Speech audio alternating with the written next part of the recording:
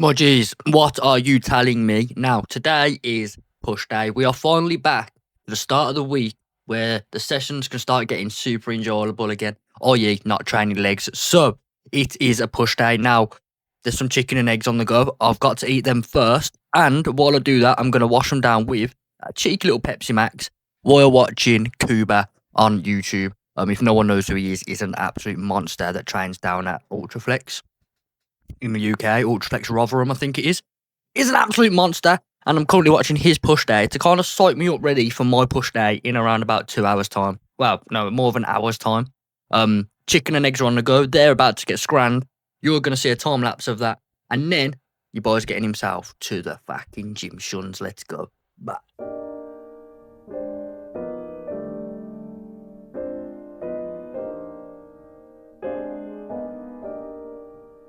Right then, my G's, I am back from the gym, as you can see. I thought I'd just come on, and give you a little, not even a voiceover, this is more of a picture-in-picture view and the session in the background of what I did today. So, today's chest push session did consist of 8 exercises. I have the book in my hand just to remind myself of everything I did do. So, obviously, we did start off with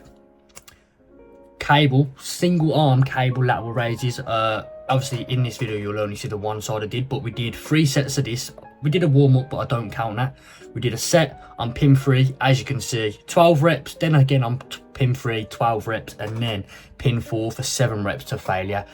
First time I've really done lateral raises at the start of a session. Never normally done it, but today doing it first, incredible. But then we moved on to a flat plate loaded chest press. Only got up to 55 kilo either side on this one, which, to be fair, I don't normally go heavier than 2 plates, but that is because my intensity is dreadful as of late. That is something that is going to get increased though, as we are hopefully going to get stronger before the cut at the end of February. So we did 50 kilo to start with. This set you'll see now, we did 55 for only 7 reps.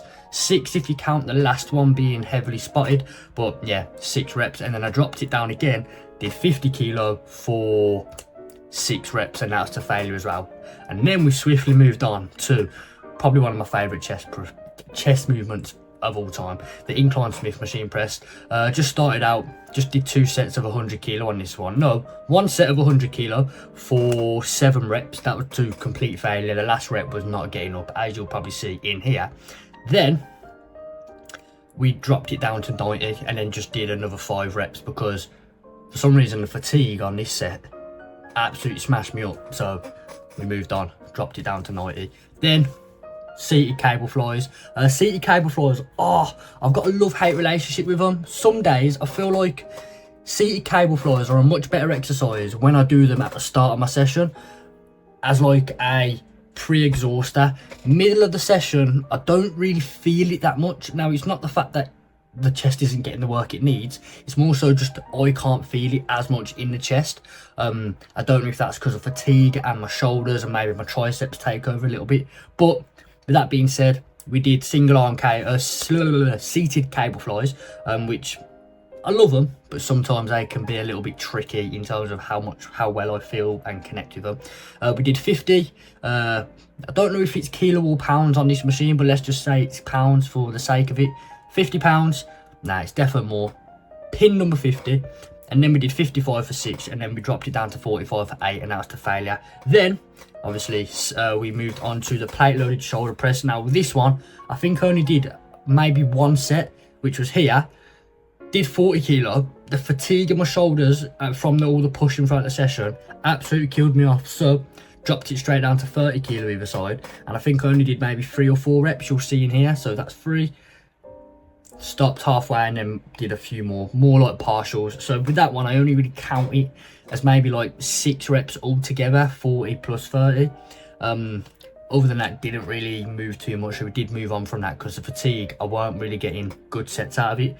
So moved on over to single arm tricep extensions, which are just incredible. Like the triceps are usually a really boring exercise. That, to be fair, they really are a boring exercise and I cannot stand them. But with that being said, this today connected really well with the single arm tricep extensions, so that is a-okay. That is a big bonus. We did these, obviously I did both sides, but you're only seeing one side.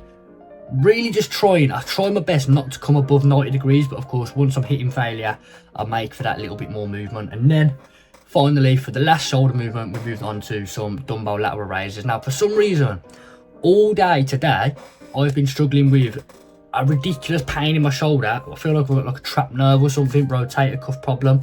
Don't know what it's from. Maybe I was sat awkwardly or leaning awkwardly earlier today, but very annoying. Did it hinder the session too much? Not really with the pushing, but I felt it a lot during the single arm lateral raises and these dumbbell lateral raises. Not to the point where I couldn't do them, just like that little niggle that I could feel, that was just, you know, making the session a little bit more annoying to do the exercises. And then after these, we moved on to the final exercise of the day, which was the seated plate loaded dip machine. This machine for triceps is the best, in my opinion. Absolutely love it. Again, it is boring, but absolutely love this for triceps.